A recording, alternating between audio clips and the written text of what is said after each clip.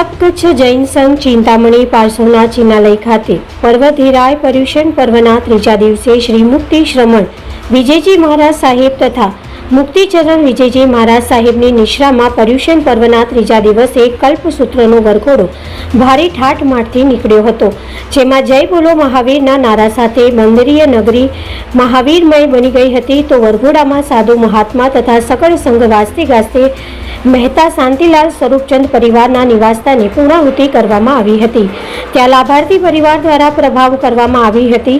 સમગ્ર જૈન સંઘના ભાઈઓ બહેનો બહોળી સંખ્યામાં ઉપસ્થિત રહ્યા હતા, એમ તપગચ્છ જૈન સંઘના સહમંત્રી વિનોદ મહેતાની યાદીમાં જણાવ્યું છે.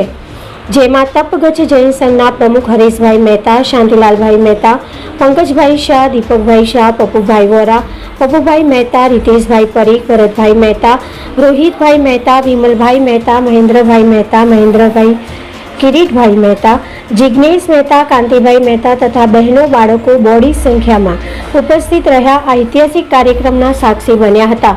ચંદ્રકાંતભાઈ શાહ, પારસભાઈ ફોફડિયા, અમિતભાઈ શાહ, વૈભવ મહેતા, હાર્દિક સંઘવી, હસમુખ શાહ સહિતની બહોળી સંખ્યામાં ઉપસ્થિત રહ્યા હતા.